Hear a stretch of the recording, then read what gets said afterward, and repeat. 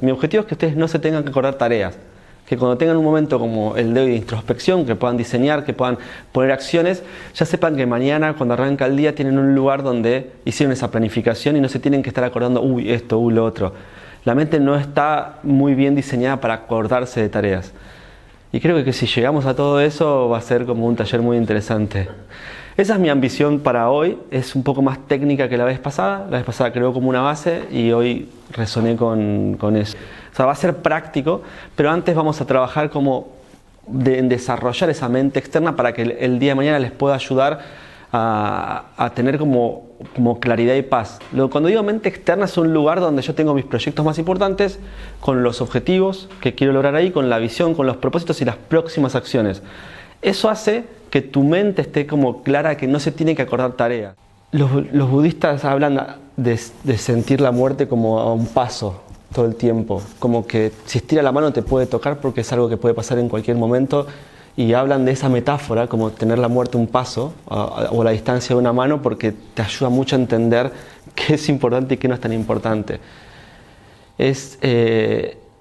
La pregunta que quiero que escriban es ¿qué es lo más importante para mí? Y que en la línea de tiempo hay muchos de nosotros. Vieron que el niño interior es más fácil de entender. Cuando los que hacemos terapia y demás, muchas veces hablan de conectar con el niño interior, escucharlo, entender lo que necesita, pero el mismo ejercicio también puede ser con el que está en nuestro lecho de muerte de nosotros. Y preguntarle qué es importante. El niño interior tal vez necesita sanar y necesita un montón de cuestiones, pero en la línea de tiempo el que está del otro lado, el del último suspiro, es un muy buen consejero acerca de, che, cuando llegues a este momento, de lo único que te vas a arrepentir es de esto. Cuando llegues en este momento, tal vez, no sé si vas a querer pasar más tiempo en la oficina, o más tiempo en el trabajo, o más tiempo haciendo esto. Lo que vas a recordar o lo que te vas a llevar es esto. Y anoten qué es eso que realmente va a permanecer como inmutable en ese momento, en base a la consigna más simple, que es ¿qué es lo más importante para mí? Si nos agarran en un día apurado, cotidiano, tipo normal, ¿qué respondemos que es lo importante? Lo que estamos haciendo en ese momento. ¿Y en general tiene que ver con esto o no? No sé. Exactamente. Entonces mi primer punto es que tal vez tenga que ver con el ejercicio primero de meditación, que es para ganar una perspectiva, ganar un estado de presencia, donde puedo conectar con lo que está pasando y conectar con lo importante, y parte tal vez de mi lucha personal es en que lo que estamos haciendo en general no tiene mucho que ver con lo que elegimos como importante y estamos como reaccionando. Entonces mi primer punto para esta mañana era como ese shock de realidad con decir, bueno, en verdad lo que te es importante es donde pones tu tiempo y energía, no lo que decís que es importante. Y mi trabajo tal vez hoy es ayudarlos a cerrar esa brecha, porque en última instancia cuando nos vayamos de este mundo es lo único que nos vamos a llevar. Toda actividad a la que estamos poniendo tiempo, energía, presencia, la podríamos como calificar de alguna forma. Puedo decir, esta actividad es importante y urgente. Tengo que ir a un lugar, tengo un tema de salud, está pasando algo, está llamando un cliente furioso. Cada vez que estoy haciendo una actividad que es importante y urgente, marco un puntito ahí. El cuadrante 2, ¿cuál es? Y acá están actividades como por ejemplo, ¿qué actividades entran en importantes no urgentes? Hoy estamos acá. Hoy estamos trabajando acá. Este es un espacio importante, no urgente. O sea, no pasa nada si no venían. No era urgente. No es que algo se iba a incendiar. La planificación, las relaciones, la meditación, la introspección, el hacer ese llamado que no estoy haciendo, el abrir esa conversación que no estoy abriendo, el decir basta a esto y volver a algo que me haga bien, el trabajar en mi misión, en mis valores, en mis proyectos más importantes, en lo que me hace bien, está acá. Lucho dice, yo quiero una vida acá, básicamente. ¿Qué actividades no son importantes y urgentes? En general es cuando nuestro tiempo entra a merced de las agendas de otros y no tienen mucho que ver con nuestra misión, eso. Llamados, cosas que decimos que sí, no queremos decir que sí, etcétera, que se vuelven urgentes pero no son importantes para nosotros. Y en el cuadrante 4 está lo que es no importante y no urgente. Che, me quiero ver un capitulito. Me voy a relajar, me siento, tuki tuki. El tercer, cuarto y quinto capítulo, donde yo ya estoy anestesiado comiendo helado en el sillón, estoy acá. Pero el ocio, hay una parte que sana, ¿se entiende? Acá están los excesos. Aquello que tiene más que ver con escapar de algo, con algún vicio, con etcétera. Este cuadrante es muy interesante porque, como yo lo veo, es que nuestra única moneda de pago es el tiempo. El dinero no existe, es algo que como nos inventamos, también es una forma de administrar energía, pero de la única forma que yo estoy pagando algo es con el tiempo que estoy dando. Nuestra única moneda es tiempo y tenemos 24 horas por día, de las cuales usamos con lucidez tal vez 2 o 3. O sea, yo siento que tengo 2 o 3 horas de hiperlucidez y a medida que va pasando el tiempo me empiezo a cansar. Hasta digo, de las 24 horas hay algunas que tienen mucho más valor que otras. Las primeras horas del día para mí tienen mucho valor, por eso parte de los que les recomendé la otra vez fue la rutina matutina, como los hábitos, leer, escribir, alinearnos a la mañana es usar nuestra mejor energía en nosotros, porque después eso nos prepara para el resto del día. Cuando invierto en el cuadrante 1, yo lo que siento que cada input acá es como un retorno, por decir algo, no sé, entre 1 y no sé, 1.3. El punto es que cualquier actividad acá, como si fuese una inversión, yo tengo la percepción que es como mayor al 100%. Es como decir, bueno, para mí esto es una tasa del 100% más, como si fuese inversión. De esta es una tasa de entre el 0 y el 30% en algún caso con suerte, pero en general más baja. Y todo lo que está acá suele ser tasa negativa. Puse 100 y perdí. O sea, siempre es tasa negativa. Acá es como acá perdí entre un 0,01 y un 30% de lo que invertí, y acá perdí entre un 30 o puedo llegar a perder todo. No creo muy útil calificar como, che, esto está mal o esto no lo debería hacer, porque ese rechazo hace que nuestro proceso evolutivo se tome más tiempo, porque existe y está acá. Y si yo no miro por qué entro en estos lugares y tomo decisiones que tal vez van en contra de lo que quiero, de lo que es mejor para mí, en vez de comprarme algo para comer sano, me compro esto, en vez de lo que sea, no puedo entender que hay algo que se me está mostrando acá. Tal vez hoy, como estoy usando mi tiempo, mi agenda, los proyectos que elegí o el camino que elegí, etcétera, no me está haciendo bien y este cuadrante simplemente me muestra que hay una disonancia en mi vida. Siempre es abrazar y es observar el primer paso y volver como a este lugar. Este lugar es donde estoy haciendo lo que es importante en urgente. ¿Qué es lo importante? Bueno, lo acabamos de decir. Si yo estoy trabajando en algo que, tiene que ver con el amor o con el compartir con otros mi sabiduría, que tiene que ver con Dios, que tiene que ver con el lugar de humildad y el de aprender, con el disfrutar el día, con mi tiempo con mi familia, mi tiempo conmigo misma, la paz y la tranquilidad mental, el compartir con las personas que quiero, en usar mi tiempo con sabiduría, etcétera, estoy acá. La conciencia de la inversión de tiempo del cuadrante 2 me parece que es muy, muy interesante, es muy importante porque este es el lugar donde suele estar la congruencia con lo que nos importa. Y acá suele estar tal vez más el trabajo, que es en el día a día lo que hacemos. Y empezar a ganar esta perspectiva de qué es importante, perspectiva de que estoy construyendo una vida, no solamente un día, y cuáles son esos proyectos y esos hábitos que me llevan a este lugar, es un poco de lo que se va a tratar hoy. Con eso cierro el arranque del taller. No me acuerdo exactamente cómo vamos a seguir, pero sí vamos a hacer unos 10 minutos de break, ¿les parece? Tomen café, si hay algo, no sé si hay algo para picar o no, o vayan al baño y después de eso volvemos y retomamos. Solo para hacer un repaso de lo que habíamos visto en el primer taller.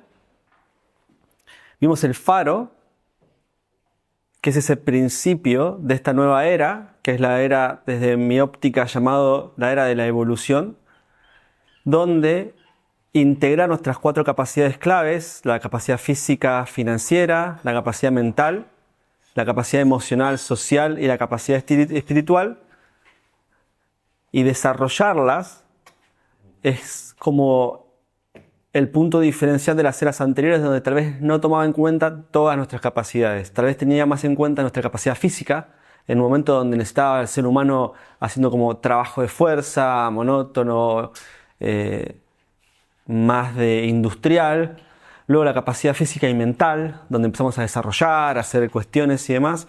Hoy la capacidad emocional y la capacidad espiritual parecen mucho más obvias de que son importantes. Hace 50 años no lo eran. De hecho, nuestros padres no vivieron en una generación donde ni la espiritualidad ni la emocionalidad era algo ni siquiera permitido, era algo hasta rechazado en algún punto. Poner en el centro de la evolución es tal vez una de las decisiones más importantes y que más simplifican mucho de la toma de decisión. Porque doy un ejemplo muy claro: habilita preguntas distintas.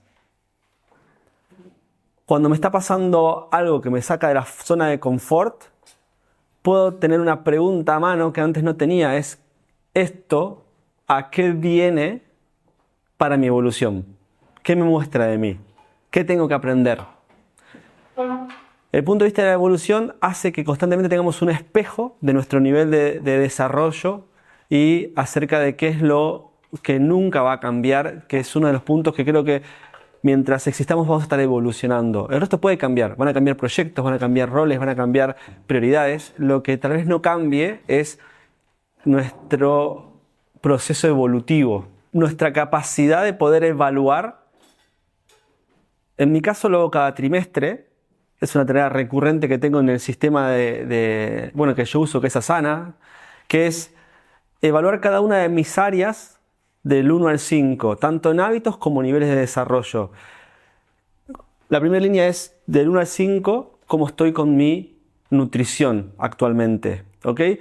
Escriban las preguntas porque les va a servir. Entiendo que ya lo habíamos escrito la otra vez, pero quisiera como tomar un poco de conciencia y repasar. Lo que yo hago, pongo en descripción el link a un Google Sheets o un Excel y yo lo llevo registrado en el Excel.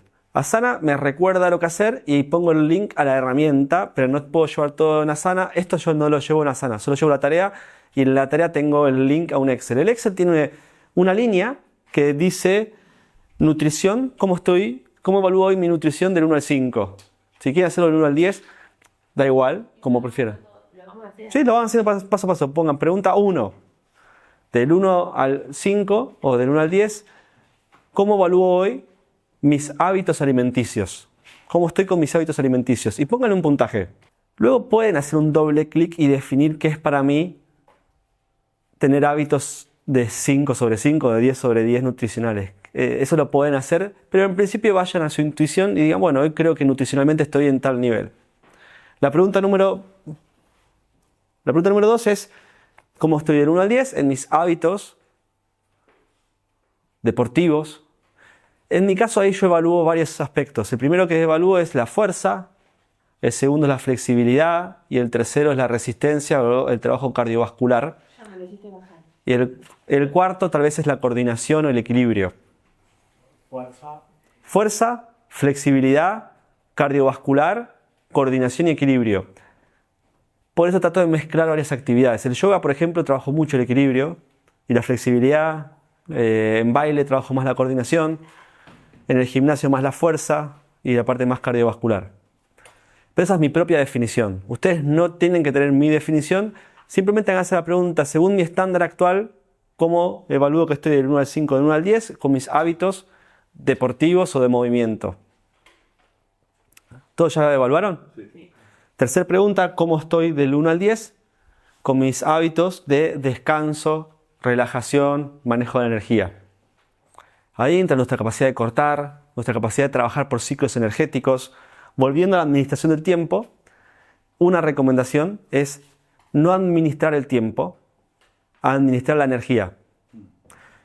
Y trabajar en ciclos de energía, no en ciclos de tiempo. Ciclos de energía es dedicar tal vez mucho foco y energía a algo por un periodo, típicamente 20, 30 minutos, algunos hasta 1 hora, con periodos de descanso de 5 o 10 minutos. ¿sí? El más conocido es Pomodoro, que es 25 de trabajo, 5 de descanso, 25 de trabajo, 5 de descanso, 25 de trabajo, 5 de descanso, de vuelta 25 de trabajo, 5 de descanso.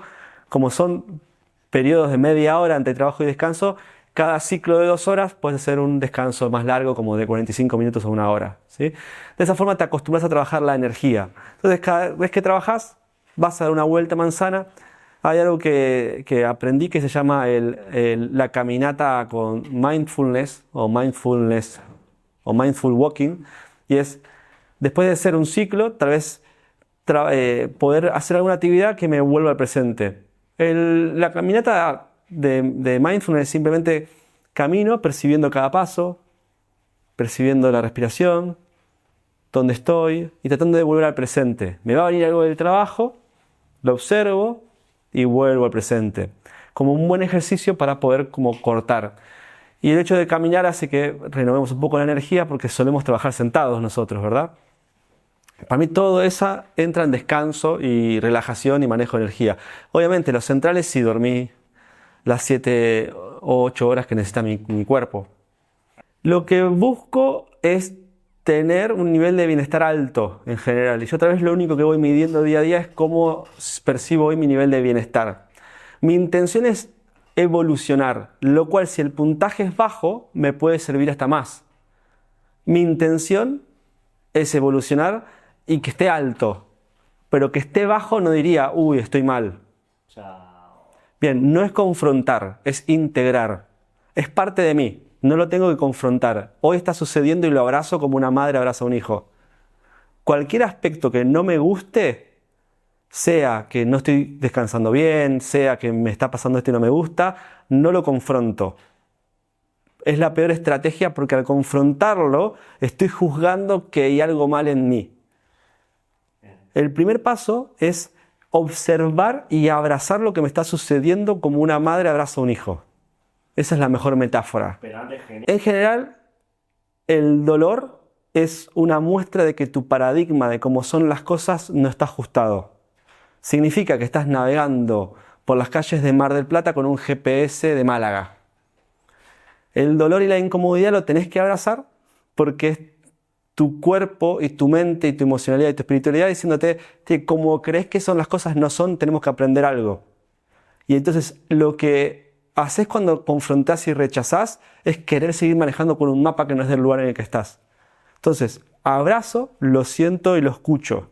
¿Qué me estás queriendo mostrar? Para mí los momentos de mayor dolor e incomodidad son los momentos en que tenemos que empezar a dejar de mentirnos.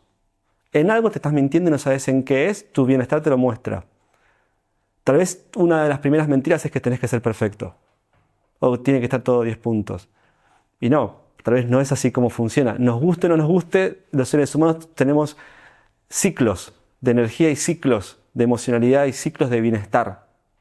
Y eso es igual que el resto de los seres humanos. Lo más importante es hoy y el presente, y vos estás queriendo crear un estado que no existe hoy, que es un Juan Cruz perfecto, que tiene todo por arriba del 7,5, y ese Juan Cruz lo que está haciendo es, te está robando el presente. Viene y te dice, vos tenés que ser perfecto, vos tenés que tener todo por arriba. Y ese tal vez no es un paradigma que te esté ayudando. Tal vez el paradigma es, hoy me está pasando esto, qué curioso ser humano, me está pasando lo mismo que le pasa a todos. Tengo la intención de seguir mejorando, pero tal vez mejorar es dejar de exigirnos. Tal vez mejorar es aprender a aceptar. Tu nivel de aceptación tal vez no es lo que tengamos que trabajar, no forzarnos para algo. No lo sé. Mi invitación es a abrazar cualquier cosa que te pasa. Lo que tenés son intenciones. Pero mientras más te aferras a que algo quieras que sea de una manera, despertás cada vez más deseos. Más deseos y más como objetivos, de que algo sea de determinada manera. Los deseos y los objetivos, mientras más duro, es un contrato mucho más fuerte diciendo, yo voy a ser un poco más infeliz cada día hasta que no logre esto. Y entonces tiene un costo. Y si me permitís como especialista en objetivos, porque la verdad que mi trabajo es ayudar a las empresas y a los equipos a ponerse objetivos, y es lo que más estudié en mi vida, mi recomendación es no tengas objetivos, o tener los objetivos más pocos que puedas, como 1, porque capaz que te hace más divertida tu vida. Y no los llames objetivos, sean más bien intenciones, porque tu realidad y para dónde va a ir tu vida no está tan en tus manos, no estás tan en control. Lo único que controlas a veces es el ahora, tu actitud, qué vas a hacer ante esto, pero la vida es muy dinámica y no la vas a poder controlar. Ese es mi paradigma. Entonces, de repente estoy en manos de Dios y de la vida, acepto, pase lo que pase esto, mi único trabajo es entregar al máximo en mi acción ahora. Un poco lo que dijo Mary. Y desapegarnos de los resultados de nuestras acciones, sean positivos o sean negativos desde el paradigma que tengamos. No somos responsables de nuestros resultados, aún seas un crack o aún no lo seas, no tiene mucho que ver con vos lo que estás logrando. Cuarta pregunta, ¿cómo evalúo del 1 al 5, del 1 al 10 mi nivel de disciplina actual? Entendiendo la disciplina como mi capacidad de proponerme algo y cumplirlo. Mi capacidad de hacer promesas y cumplirlas. En especial las que me hago a mí mismo. Ahí hay que ser muy cuidadoso con lo que nos prometemos o comprometemos. Porque si yo declaro que hoy a las 7 voy a ir a entrenar y no lo cumplo, no es que estoy afectando mi capacidad física, estoy afectando mi integridad y mi capacidad de hacer y cumplir promesas. También por eso es interesante para mí trabajar con intenciones. Porque las intenciones también hacen que sea un poquito más blando ciertas cuestiones. Ahora, hay momentos que requieren disciplina.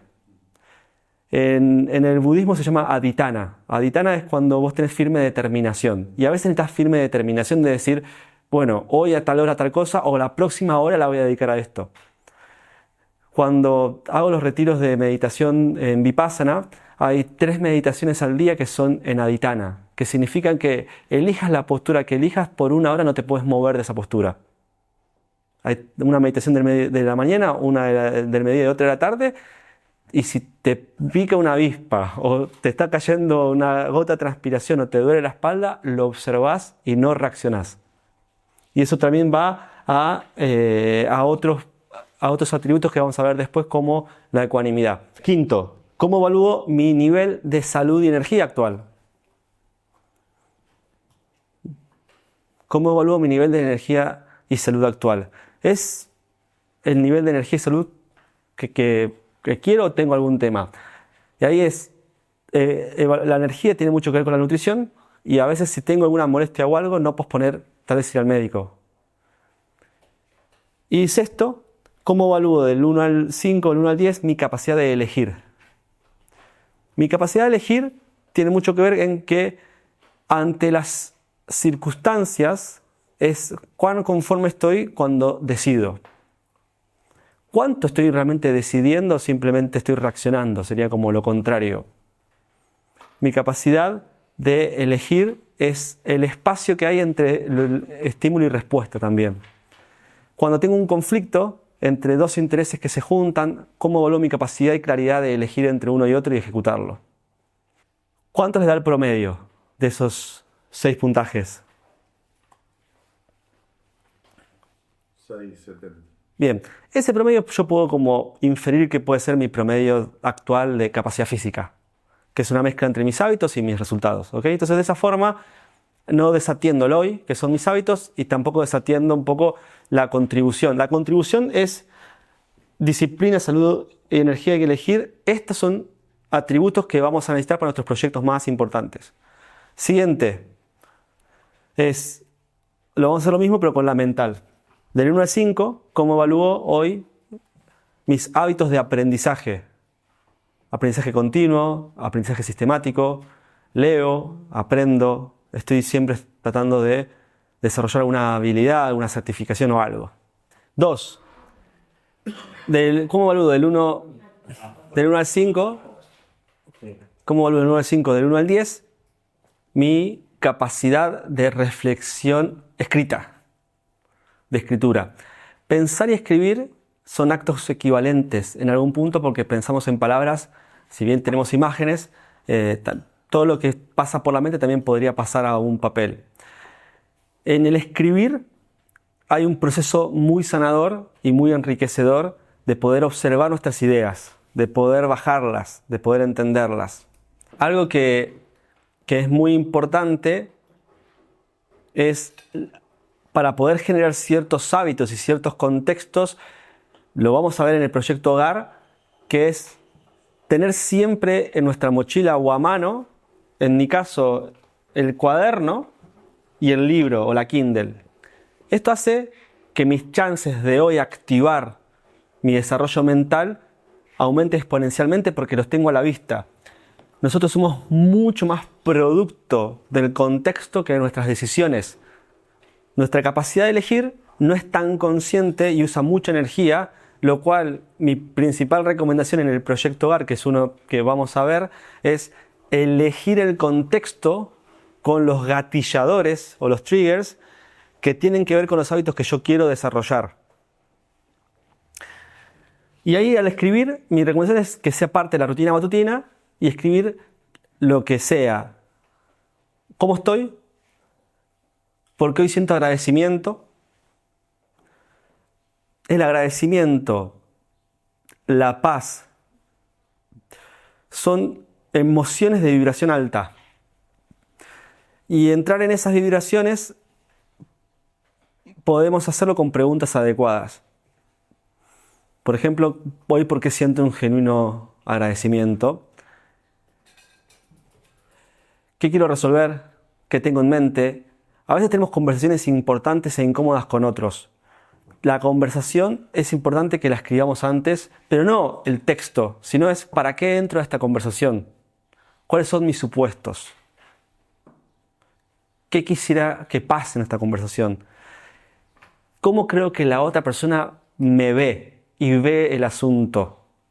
Todo ese trabajo introspectivo les va a ahorrar no solo horas, sino también toneladas de sufrimiento. El sufrimiento es, de vuelta, cuando nuestro paradigma y la realidad no coinciden, y eso pasa mucho cuando interactuamos con otros, cuando creemos que sabemos cómo un otro es, por qué hace las cosas, etc. El otro es un pobre cristiano como nosotros que está haciendo lo que puede con su vida. Ni más ni menos, y a veces ponerte en el lugar del otro hace que sea más fácil tener esa conversación. El escribir es muy sano para cualquier cuestión. Lo otro, vamos a ver proyectos. Los proyectos se codifican en escritura. Sí. Se escriben, se ponen fechas, se ponen montos, etc. Entonces la capacidad de que puedas escribir depende en gran medida como el resto de los temas. Y el cuadernito, bueno, la lapicera sigue siendo hasta ahora una herramienta muy buena. Y lo tercero, mi capacidad de compartir conocimiento. Enseñar a otros. Tiene varias cuestiones. Una cuestión es que cuando enseño, aprendo más. Cuando yo estudio, leo algo que le voy a enseñar a otros, lo veo desde otra perspectiva. Para mí lo más importante es que se activa un ciclo kármico de energía muy positivo, que es que lo que damos vuelve. Entonces, cuando yo doy conocimiento, cuando yo doy mi tiempo genuino queriendo que el otro aprenda algo, en general eso vuelve. Y a veces es muy interesante qué sucede cuando eso que yo quiero enseñar es eso que quiero lograr. Si yo, por ejemplo, no estoy tan conforme con mis finanzas, puedo igual sentarme con la intención de ayudar a otros que tengan el mismo problema, aunque yo no tenga idea de casi de lo que estoy hablando. ¿Qué significa eso? Quiero mejorar mis finanzas, empiezo a estudiar algo y cuando detecto que hay un otro que quiere lo mismo, le empiezo a compartir lo poco que aprendí hoy. Ya esa intención de querer ayudar a otros activa una energía que es muy linda, que para mí es la clave del éxito, que es empezar a salir a buscar a personas que quieran lo mismo que yo. Cuarto, mi capacidad de foco, del 1 al 5, ¿cómo está? Mi capacidad de decir, le voy a dedicar tanto tiempo a esto y lo hago con el foco y la energía que esto requiere. Si quieren tener mejor foco, tienen que crear espacios donde el foco sea propicio. Un celular en un lugar donde quiero foco no es una buena decisión. Una tele prendida no es una buena decisión. Estar en un lugar donde tal vez, no sé, haya ruido, pasen niños o lo que sea, no es una buena decisión. Si yo quiero tener media hora o una hora de foco, mi mente necesita un lugar donde sé que no voy a tener interrupciones y si las quiero tener, no la dejo escapar. No tengo a mano nada que me despierte la dopamina de agarrar y salir. Quinto, sabiduría. Y ahí puedo evaluar mis conocimientos, cómo evalúo mis conocimientos actuales acerca de lo que yo creo que debería conocer. Y me gusta mucho también como otra parte que es mi capacidad de entender cómo mis acciones de hoy impactan en mi futuro. Para mí, sabiduría es la sensibilidad de entender cómo lo que hoy hago impacta en el del lecho de muerte. Tiene con la eternidad. Parte de la sabiduría no es solo conocimiento, sino es la sensibilidad de entender cómo lo que hoy hago impacta en mi futuro. Y el sexto es mi capacidad de visualización. Visualizar es la capacidad del arquitecto. Un arquitecto que no puede visualizar no puede ser arquitecto. Visualizar es básicamente plasmar por escrito cuál es la intención o llamado que siento con respecto a algo. Si fuese una construcción es el render y es el plano. Lo que me imagino es esto. Y hablar conmigo y con el equipo o con mi pareja acerca de lo que yo me imagino cuando hablo de esto es esto. Es algo así. Es un viaje o es una casa o es lo que sea. ¿Qué significa hecho? ¿Qué significa desarrollado? La mente, cuando la desarrollas, empieza a desarrollar mucho más fácil la capacidad de visualización. ¿Cómo hoy está tu capacidad de plasmar específicamente lo que querés en tus proyectos de forma que no solo vos, sino todos lo entiendan? Eso es del 1 al 5. Y hagan un promedio de esos 6 puntajes y si quieren cuéntenme cuánto les da. Está bueno, de alguna forma, si algo me da muy alto y por mucho tiempo, puedo revisar mi estándar en eso. ¿Cuál es mi estándar en esto que hace que me dé siempre 5? ¿Y con quién o con qué me estoy comparando? Entonces ahí tal vez puedas buscar referentes de nivel mundial. Si yo tuviese que compararme realmente con un referente a nivel mundial de desarrollo mental, ¿a quién elegiría? Y en comparación a él o a ella, ¿cuánto me juzgo que estoy? Bueno, hablando de bien, mal y cómo estoy, pasemos al siguiente, que es nuestra capacidad emocional.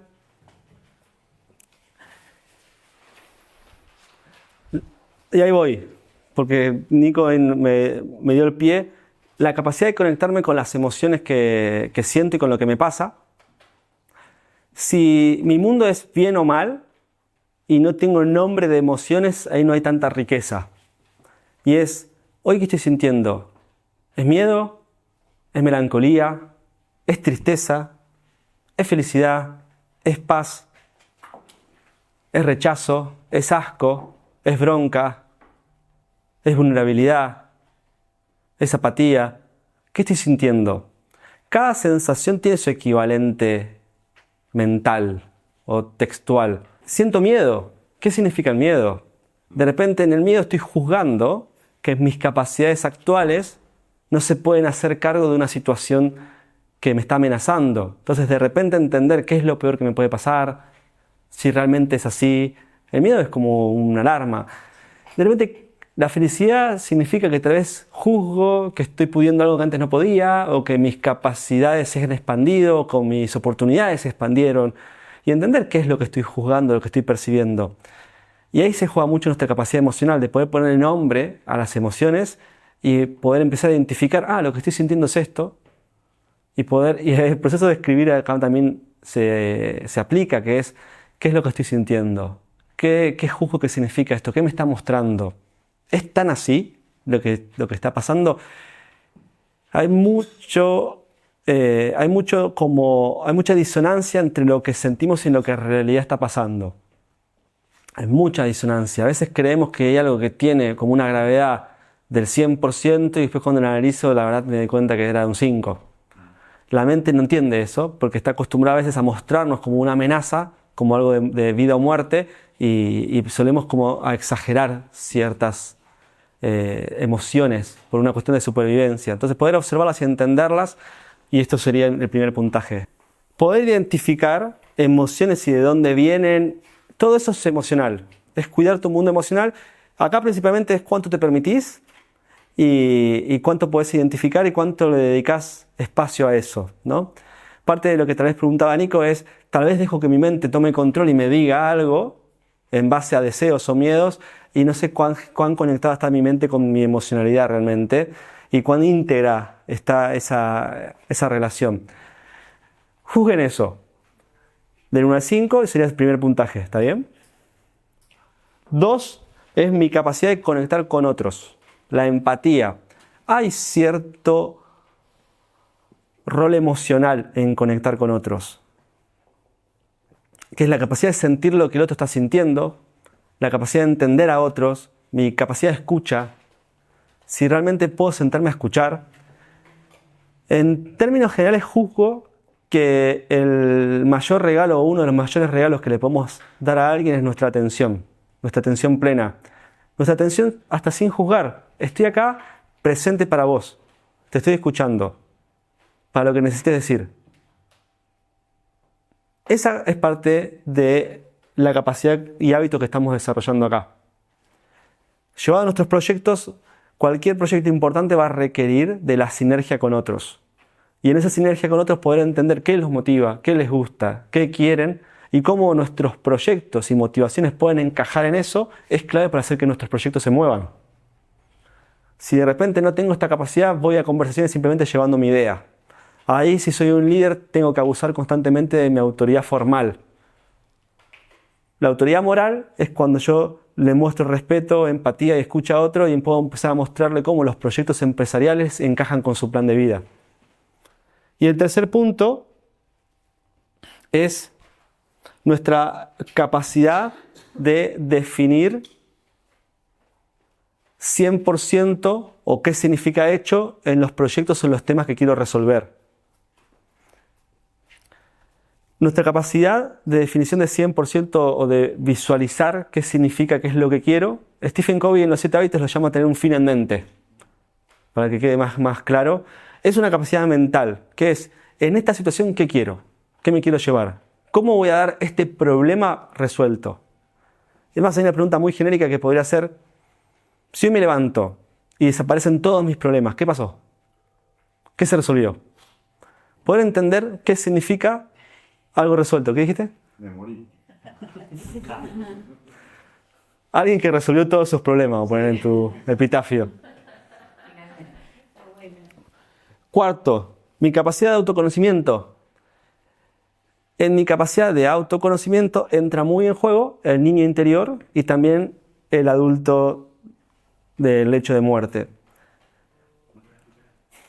Ante el miedo, ante lo que más nos desafía y hasta a veces ante el amor, todos somos niños. Y reaccionamos con los primeros aprendizajes. Entender qué hace sentir vulnerable a mi niño interior es clave para poder lidiar con las situaciones que nos sacan de eje. Y ahí es parte de integrarlo. El adulto muchas veces rechaza cosas de ese niño, porque no puede entender que en esta situación me siento celoso. No puede entender que esta situación no la puedo manejar, o que me cuesta. Ahora, tal vez no soy yo, tal vez es más algo que tiene que ver con mi historia, y con algo que me pasó, y con algún trauma, lo que sea. Bueno, es parte de mi capacidad de autoconocimiento esa. Poder entender y hacerme cargo de dónde viene mucho de lo que hoy me pasa, qué pienso, qué valoro, cuál creo que es mi misión, cuáles son mis prioridades. Todo eso es autoconocimiento. Es mi capacidad de poder responder preguntas esenciales. Quinto, mi capacidad de coordinar acciones con otros. La empatía es fundamental, pero acá vienen también dos herramientas que son muy importantes, que terminan siendo tres. Mi capacidad de ofrecer, te ofrezco esto, o mi capacidad de pedir, te quiero pedir esto.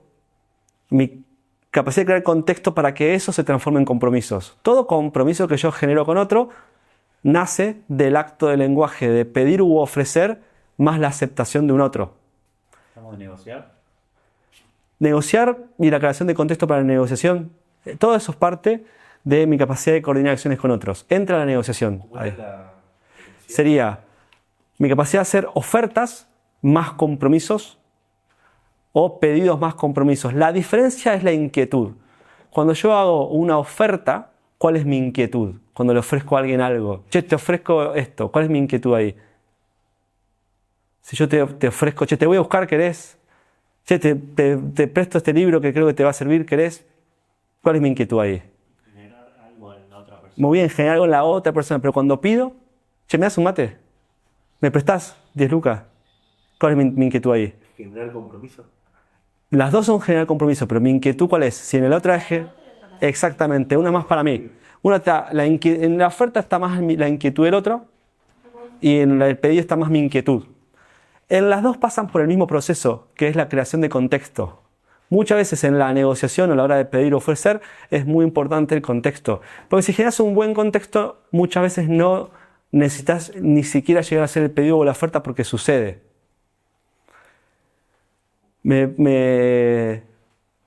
Por ejemplo, Yo cuando me voy de viaje así, mi mamá cuida a mi gato, ¿no? Y casi nunca le tengo que pedir. Yo generalmente le cuento. No, estoy contento que me voy a dar un taller a Mar del Plata. Y en general ella me pregunta, ¿y a Pupi quién la cuida? ¿Querés que vaya? Bueno, dale, si querés, andá. Y esa es la conversación que se da.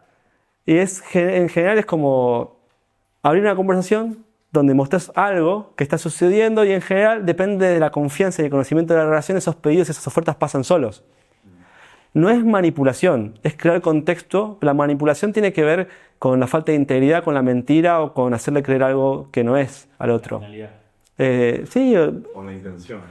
hay mucho de intención, ¿no? La manipulación es, che, si soy sincero me va a decir que no y voy a manipular. Eso sería manipulación. Pero en el caso de poder crear contextos, por eso la vulnerabilidad es importante, porque muchas veces a la hora de quiero pedir algo, tengo que mostrar una vulnerabilidad.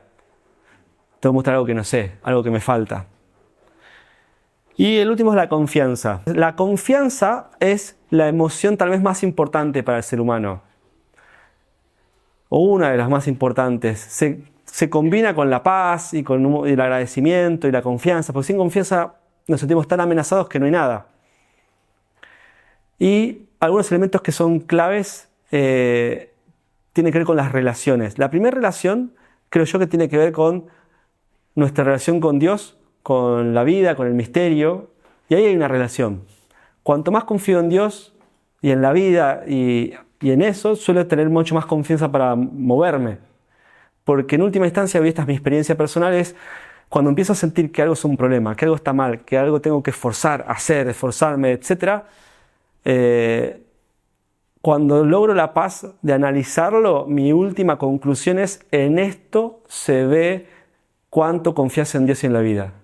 Porque si vos tenés una confianza alta en que todo tiene que ver con un plan evolutivo, cualquier cosa que te pase es perfecta. Puede ser incómoda y dolorosa, pero que sea incómoda y dolorosa no la hace imperfecta. No estamos en esta experiencia para solo sentir paz y amor. Son importantes. Sin dolor y sin turbulencias no existe paz y amor. Los opuestos se necesitan. Si no, no tendríamos ni idea qué es la paz. Solo los que estuvimos rotos sabemos lo que significa estar sanos. Es imposible disfrutar estar sano si no pasaste por un periodo de estar roto. Y capaz que hoy estés roto. Y si hoy estás roto, te abrazo, abrazate, es parte de tu proceso evolutivo. Y es muy importante que abraces y te entregues 100% a estar roto y que entiendas qué significa estar roto. Porque eso hace que podamos crecer, evolucionar y aprender a valorar el estar sano. Porque en el centro está la evolución, no está el sentir placer, el sentir paz y el sentir amor. No es el centro de nuestras vidas. Solo el que estuvo hecho mierda puede valorar estar sano.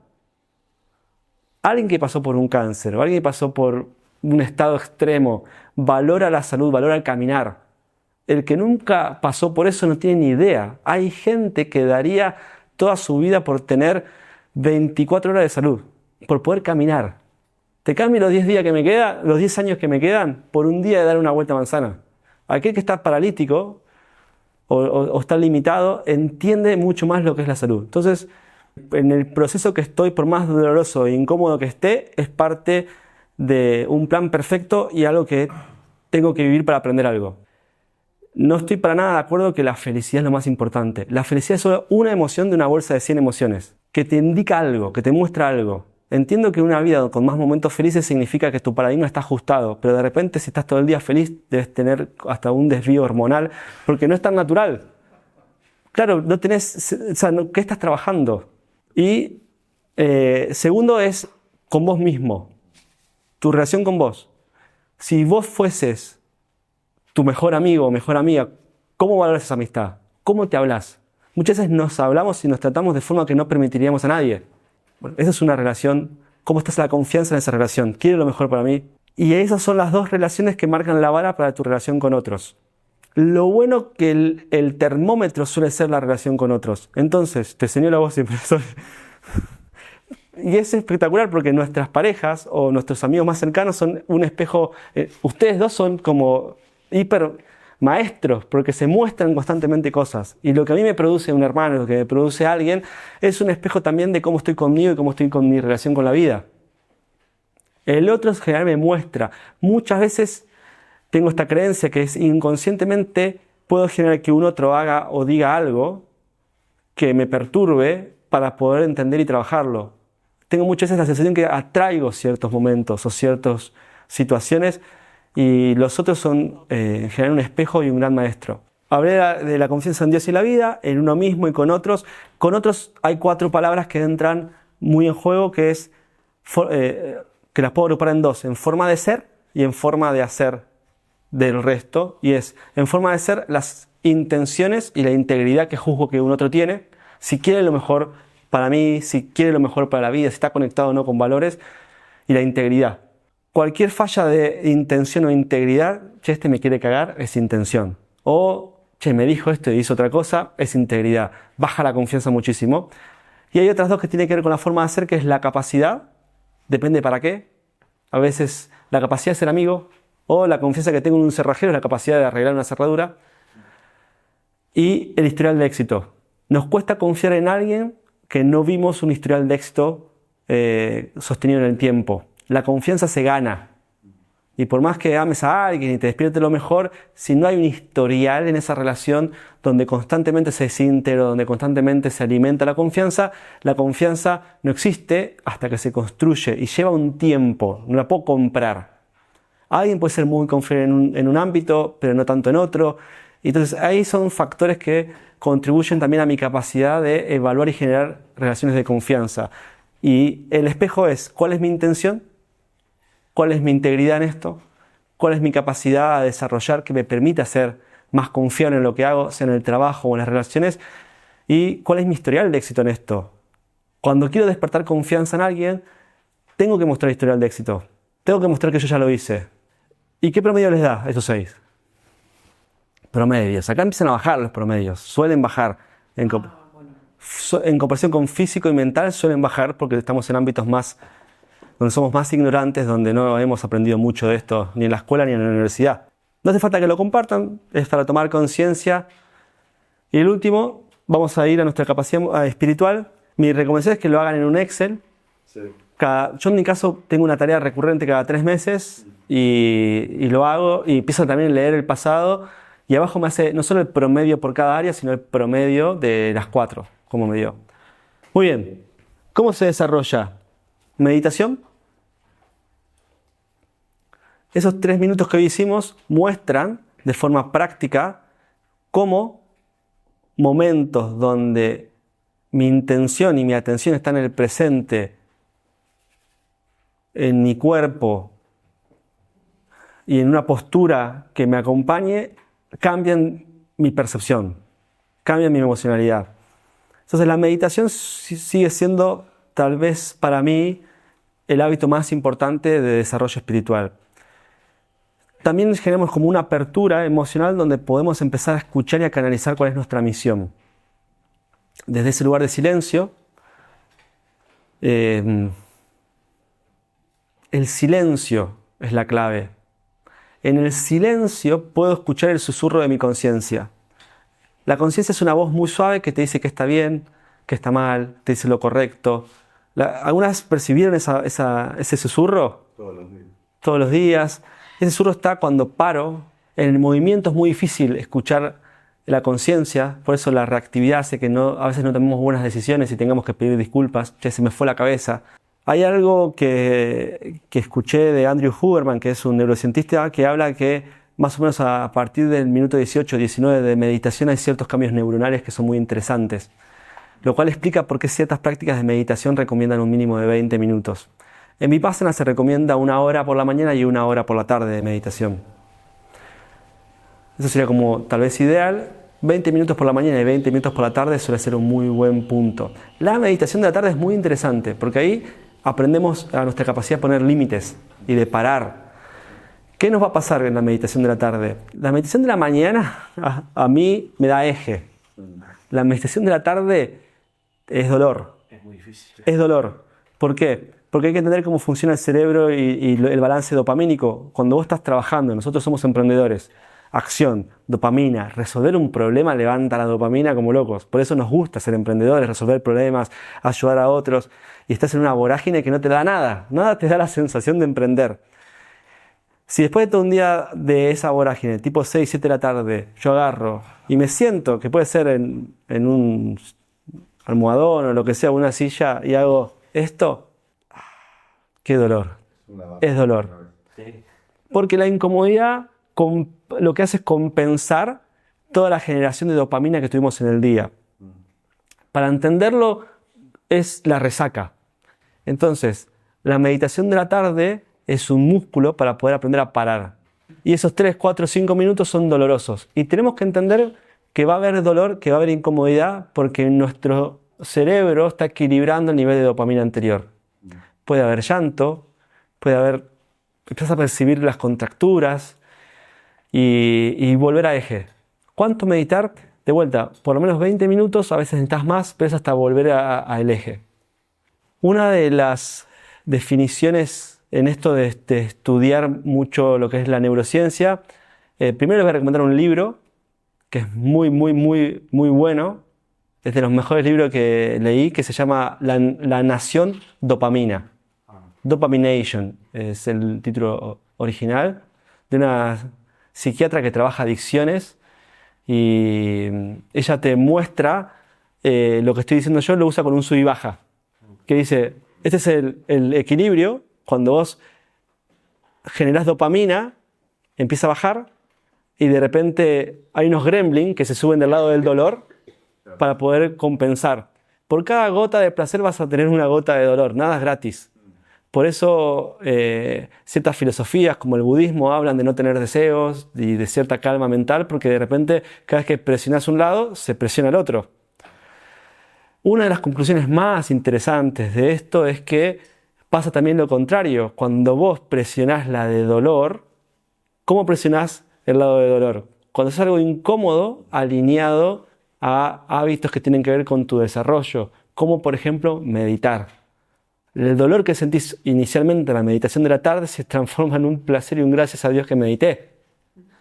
Cuando el dolor de ir al gimnasio y pushear más allá de tu punto del fallo, porque para mí entrenar es, no sé, cada serie en general es cuando no puedo hacer una más.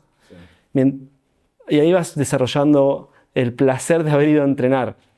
Cuando te sentaste en una conversación incómoda y escuchaste al punto del dolor, pero no reaccionaste y entendiste al otro con el esfuerzo y la incomodidad que requiere sentarte a escuchar a un otro diferente, y esa apertura tuya hizo que el otro se abra y te pregunte vos qué pensás de esto, y llegaste como un acuerdo, menos mal que escuché y no reaccioné.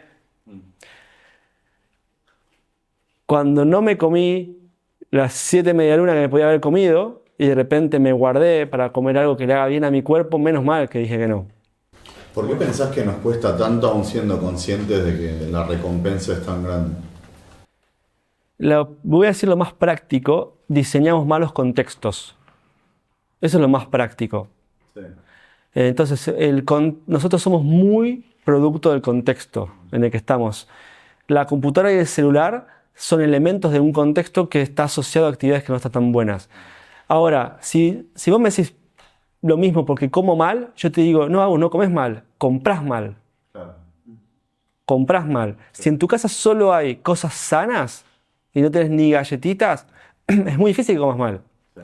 ¿Cómo haces? Pedido ya. Pero para hacer pedidos ya... Puedes pedir bien. Podés pedir bien, pero de repente que lo tomo. No sé, hay días que quiero comer franui. Es espectacular. Ahora, no tengo franui en mi casa. Si realmente quiero franui, tengo que ir, tengo que pedir y tengo que ser consciente. Tengo todo un espacio de minutos para poder decidir. No lo tengo en mi casa. En mi casa no tengo nada que vaya en contra de mi bienestar. Sí. Físico, mental, emocional, espiritual. Entonces, hay muchas respuestas. Este es el factor Marce. Hay muchas respuestas, pero creo que la que voy a optar por darles es la más práctica, que es: no somos buenos diseñando contextos. Sí. El contexto también es con la gente que pasamos tiempo.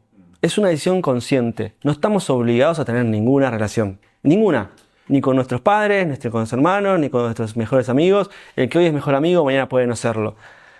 Es consumo. Entonces, Si de repente en cada relación que tengo me voy mal, hay dos puntos. Uno es entender qué me hace vibrar en eso y qué me está mostrando, porque no deja de ser un espejo, la otra persona. También estoy eligiendo estar en contextos donde si justo en estos ámbitos hay malos hábitos, se fuma, se toma, se critica, se roba, se hace negocios raros, etc. Voy a terminar en eso. Es muy difícil. Me termino convirtiendo un poco en el contexto de las personas con las que paso tiempo. Por eso es muy importante elegir, y si tu evolución está en el centro, en general vas a vibrar mejor con personas que quieren evolucionar y aprender. Y entonces de repente es un contexto de seres humanos que te escriben para preguntarte algo positivo, para agradecerte, que te hacen una atención y de repente te muestran también cómo los tratás, etc. Bueno, la meditación también empieza a extender nuestro espacio entre estímulo y respuesta, que ahí va la segunda respuesta. Uno es contexto y otro es nuestra capacidad de estar consciente. Si estoy muy reactivo, ni siquiera me puedo preguntar si esto me hace bien. El 2 me voy a llamar mindfulness o capacidad de estar presente. ¿Cómo evalúo del 1 al 5, del 1 al 10, mi capacidad de estar presente constantemente? La meditación es un ejercicio para después llevar ese estado al resto de las cuestiones. Ahora, si yo estoy en un lugar presente, solo estoy acá, solo estoy pensando en ustedes, conecto con mi respiración, sé cómo está mi cuerpo, sé cómo estoy apoyado y soy consciente de todo lo que está pasando, me estoy llevando el estado de meditación al día a día. Y puedo hacerlo en un estado meditativo. Cualquier actividad que yo haga en un estado de presencia es una especie de meditación. Meditación es aquello que hago entregado totalmente al presente y a la actividad. ¿Lo valoro ya? Sí. Y el último es nuestra capacidad de conectar con los propósitos. ¿Cuál es mi intención o cuál es mi propósito en lo que hago? ¿Tengo una intención o un propósito claro en este taller, en esta relación, en mi vida? Me pregunto, ¿para qué es esta reunión? ¿Para qué voy a la casa de mi amigo hoy? ¿Cuál es esa intención? De vuelta, el del hecho de muerte es muy sabio a la hora de proponerte intenciones. ¿Qué vale la pena? ¿Qué no vale la pena? Etcétera. Cuando trabajemos con proyectos, la primera pregunta que nos vamos a hacer siempre es ¿para qué es este proyecto o esto que estoy haciendo? Cuando diseñé el taller, el proyecto, les voy a decir la intención que puse, también para ayudarme a mantenerme accountable. Muy bien. Propósito. Ayudar a los participantes a evolucionar en sus capacidades físicas, mentales, emocionales y espirituales. 2. Crear un cambio de paradigma, ayudar a los participantes a verse y a ver la vida de manera diferente. 3. Desarrollar y gestionar proyectos claves en las áreas de evolución personal, libertad financiera y desarrollo profesional. Y tengo subpropósitos. Aumentar la conciencia de quiénes somos, nuestras capacidades y propósitos de la vida. Promover la utilización de herramientas tecnológicas para gestionar proyectos y prioridades de forma eficiente. 3. Crear un plan de acción que permita a los participantes avanzar hacia sus objetivos más importantes. Cada vez que arranco un proyecto, mi primera pregunta es ¿para qué? Y que en base a ese ¿para qué? Acudo a mi capacidad de definición de 100% mental de decir, ok, ¿qué significa hecho esto? Ese es un poco el proceso. Y ahí está mi capacidad en todo lo que hago, tener un propósito. ¿Estoy teniendo una discusión con alguien? ¿Cuál es mi propósito en esta discusión? ¿Es tener razón? Y alejar a la persona aún teniendo razón. ¿Es entender en qué yo pude haber mejorado y no lo hice? En cualquier discusión, en cuanto encuentro que hubo algo que podría haber hecho mejor o una falla de paradigma, mi paz automáticamente viene porque encuentro que yo soy cómplice de esta situación y puedo pedir perdón, aunque sea un 1% de todo lo que está pasando. Ese reconocimiento de tu 1% o el 50%, como lo quieras llamar, suele hacer que la otra persona también te diga, yo también me equivoqué. Yo también tuve mi parte. Porque es un espejo en la conversación. El propósito aplica a todo. ¿Cómo estamos del 1 al 5, del 1 al 10 en propósito? Bien. No, ahora falta. Entonces, ¿cómo se...? El extra es el hábito de preguntarme constantemente ¿para qué?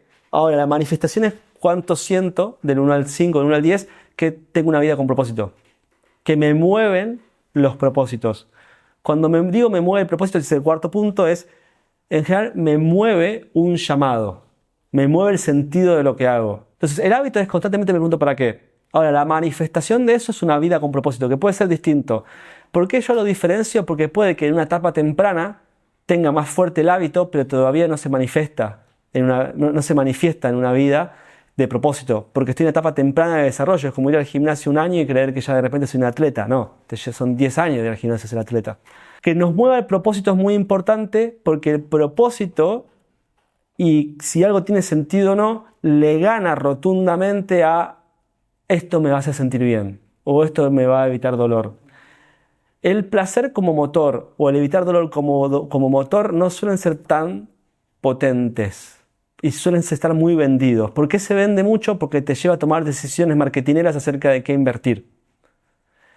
Entonces, hoy la sociedad te va a dar un mensaje con intereses tal vez económicos que pueden ir en contra de tus intereses más genuinos. Y te lo hacen tanto que terminás comprando ideas que no son tuyas. Obviamente está la voz del padre de uno, pero también está la voz de los 5.000 anuncios de marketing que cada día consumimos. Si me mueve el propósito, en general estoy tomando la opción más incómoda. De las opciones que veo, en general la más incómoda suele ser la correcta. Cuando tengo una dicotomía, me pregunto cuál de las dos es la más incómoda y suele ser esa. Quinto, ecuanimidad. Ecuanimidad es la capacidad de observar lo que me pasa sin reaccionar. Observo que esto me genera malestar, observo que esto me genera furia, lo observo, siento en el cuerpo el fuego, el calor o lo que sea y no reacciono. También cuando siento placer, cuando siento amor, cuando siento felicidad, lo observo. Si me subo al caballo de la felicidad, no voy a poder no subirme al caballo del dolor. Es lo mismo. Cualquier reacción emocional genera un hábito de me subo a la emoción. Mi recomendación es observar la emoción, sea cual sea. Si es felicidad, observo que siento felicidad. No salgo a hacer promesas, a hablar con la gente, a poner música a todo lo que da, porque de repente estoy elevando un pico dopamínico que después lo voy a pagar. Y de repente estoy haciendo promesas que después no voy a poder cumplir. Entonces, cualquier extremo emocional puede no ser útil, puede no ser sano, por más que mi extremo sea la felicidad. Desde una felicidad extrema, si yo no tengo ecuanimidad, puedo hacer un desastre. Puedo organizar una fiesta a la mañana que a la noche no voy a querer ir. Y por último, es la capacidad donde creo que se varía toda nuestra estrategia de vida, que es en nuestra capacidad de estar presentes, estar aquí y ahora. Tal vez todo lo que hagamos o lo que aprendamos se valida en cuanto esto me ayuda a estar aquí y ahora presente y en paz, conectado con lo que está sucediendo. No quiere decir que estoy bien en términos generales. Estoy llorando, esto me duele, pero estoy presente y lo observo y no le tengo miedo, lo dejo venir. El estado de presencia no requiere bienestar, requiere simplemente un estado de presencia. Y para llegar a ese estado, la confianza en que voy a poder lidiar con cualquier emoción, la confianza en que voy a poder lidiar con cualquier situación que venga, es un poco lo que estamos queriendo construir. Y esa es la última evaluación. ¿Cuánto nos dio en promedio la evaluación espiritual esta vez? 2.3. ¿Qué más? 6 sobre 10. ¿Qué más? Y el segundo es más mindfulness. Sí, se relacionan mucho.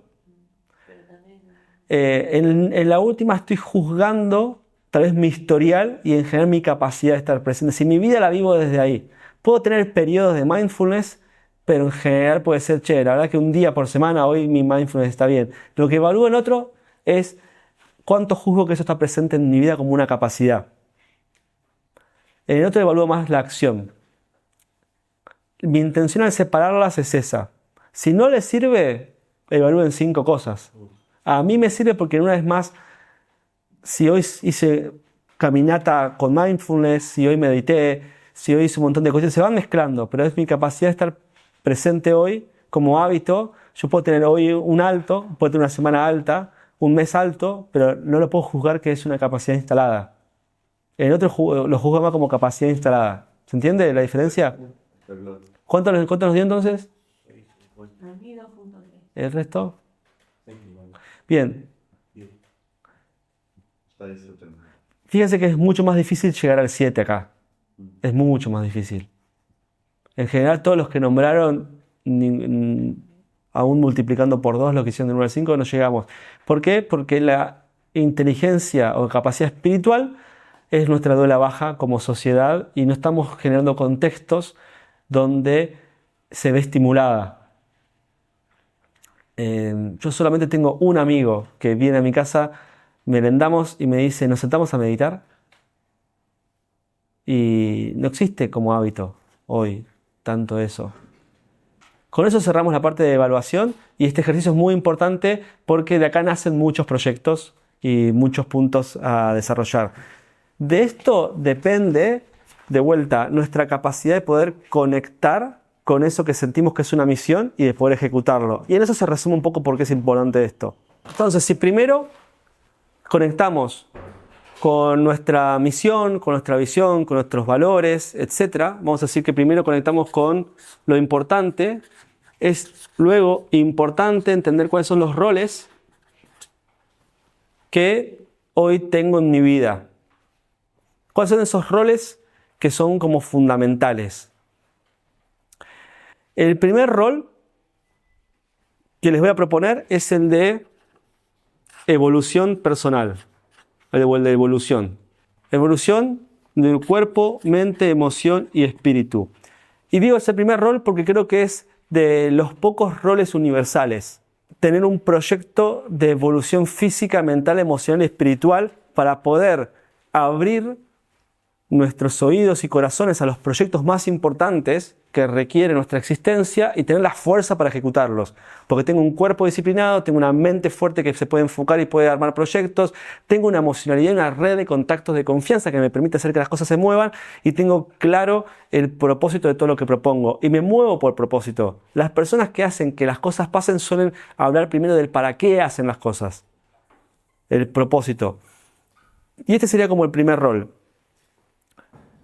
Luego, les voy a pedir que identifiquen máximo 6 roles más. 6 roles más. ¿Cuáles podrían ser otros roles? Mi relación con Dios y con la iglesia podría ser tranquilamente un rol. Todo lo que agrupa eso. Padre, pareja, puede ser rol. Profesional, puede ser otro rol. Si estoy muy comprometido con algún deporte o alguna actividad, ese es un rol. ¿Cuáles son los roles que integran mi vida? Menos es más. Partiendo de la propuesta, y esto es una propuesta. Esto es una propuesta partiendo del rol de evolución. Ustedes lo pueden llamar de distintas maneras, siempre y cuando esto agrupe los hábitos de desarrollo y evolución universales que creo que tenemos, que es desarrollar nuestro cuerpo, mente, emoción y espíritu. Lo vamos a agrupar acá, eso, ¿sí? ¿Cuáles son los otros roles que hacen que mi vida tenga sentido? En mi caso, padrino. Ayer nació mi cuarto ahijado. Y eso es espectacular. Es espectacular. Entonces, cuando después armo mis proyectos, busco por lo menos tener un contacto mensual con mis ahijados y momentos de calidad. Y los diseño, porque es un rol que valoro y cuido. Mi rol profesional. Cada vez que asumo algo, tal vez estoy asumiendo un rol. Mi rol de amigo. Mi rol familiar. Todo aquello que se desprende de aquello que dijeron que era importante para ustedes. ¿Todos tienen claro la consigna? ¿Todos escribieron al menos un rol? ¿Sí? Bien. Entonces empiezo a escribir todos los roles que para mí son relevantes. Pareja, obviamente el primero, ¿no? Padre, profesional, iglesia o Dios. Yo. Podría poner Belén. Sí, yo puse primero. Bien.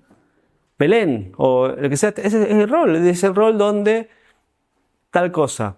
De los roles que elijamos, vamos a hacer dos cosas. Uno, vamos a estructurar nuestro sistema de proyecto en base a roles y asegurarnos de que estén presentes. Y lo segundo, nos vamos a preguntar cuál es mi propósito en mi rol yo. ¿Para qué existe este rol? ¿Cuál es mi propósito en este rol? ¿Cuál es mi propósito? Y lo segundo que nos vamos a preguntar es qué significa mi visión de estar cumpliendo esto. ¿Cómo sé que en mi rol de pareja, padre, profesional, iglesia, Dios o yo estoy cumpliendo mi propósito? ¿Qué tiene que pasar? Y ahí es como el checklist. Y ahí se juega nuestra capacidad de visualización. Propósito y visión de cada rol. Propósito y visión de cada rol, que no es lo mismo desde mi óptica. ¿Está bien? Para algunos, o sea, es semántico. Yo no tengo problemas si lo llaman igual, pero desde mi óptica, el propósito es la respuesta al para qué. ¿Y cuál es el propósito de esto? Visión es el checklist de aquello que tengo que ver o escuchar o sentir o tiene que pasar, que es más comprobable para decir que esto se está cumpliendo. En etapas tempranas, tal vez no tengo una visión muy clara de qué significa este rol cumplido, pero todos creo que podemos responder a una pregunta que es muy importante y muy clara, que es, en esta semana, ¿qué es lo importante en este rol? En esta semana. Sí. Y ahí, parte de la propuesta que les voy a hacer es que tengamos mecanismos semanales de contactos con nuestra misión, lo que es importante, lo que escribimos en el ejercicio 1, y con nuestros roles, y chequear cómo estamos con cada uno de los roles. Y así como evaluaron cómo están en su capacidad física, mental, emocional y espiritual, pueden agregar otras preguntas en esa introspección, que es, ¿cómo evalúo que en este rol estoy del 1 al 5 o del 1 al 10? ¿Cómo evalúo que en este rol estoy del 1 al 5 o del 1 al 10? ¿Cómo evalúo cada uno de mis roles? Entonces, lo primero es, les voy a regalar 5 minutos de introspección para que sigan revisando y viendo sus roles, hasta que digan, con lo que tengo es suficiente, tengo más claridad que la que tenía hoy a la mañana con respecto a los roles de mi vida. ¿Cuántos se identificaron? ¿Cuántos anotaron? 5, 5, 7, ese es por el número, más el de evolución, ¿verdad? Bien, 7 con el de evolución algunos, pero ahí está el número. Van a tener más espacio, ahora vamos a ir a comer, el que quiera aislarse con comida y seguir escribiendo lo puede hacer. Hoy recuerden que lo más importante es que ustedes tengan ese egoísmo sano de llevarse lo que vinieron a buscar y pueden tomar cualquier decisión que sea conveniente, pueden seguir trabajando ahora en el almuerzo. El paradigma por roles facilita muchísimo porque de repente puedes empezar a analizar, así como puedes analizar cuerpo, mente, emoción y espíritu, dónde está como tu duela abajo o tu cuello de botella donde trabajar, lo mismo aplica a los roles. ¿Cómo estoy del 1 al 5 en mi rol de profesional? ¿Cómo estoy del 1 al 5 en mi rol de... En mi caso yo puse profesional, libertad financiera, pareja, amigos, padrino, vivir, dejar un legado. A mí se me vienen esos a la mente. A veces hay roles que tienen que ver más con una misión, otros que tienen que ver más con un rol en la vida de otros. Y entenderlos y evaluarlos para poder también definir cuál es el llamado. Cuando yo pregunto ¿para qué? Y la visión no es tanto qué quiero, no sería la pregunta correcta, por más que sea la pregunta que más fácil puedo hacer. La pregunta para mí más potente es ¿cuál es el llamado que siento acá? Como si fuese un medio, como si yo fuese inocente de lo que me está pasando y cómo vibro con esto. De alguna forma no sé cuánto elegimos. Yo creo que a la medida que vos vas limpiando y vas vaciando y vas dándole silencio, de repente empezás a ser quien siempre fuiste. No sé si hay algo nuevo que nace de uno. Creo que es mucho más correcto decir los llamados que siento o las cosas que me vienen y me usan como medio. Vamos a pegar un golpe a esto que hizo crack. ¿Vos estás escuchando? No.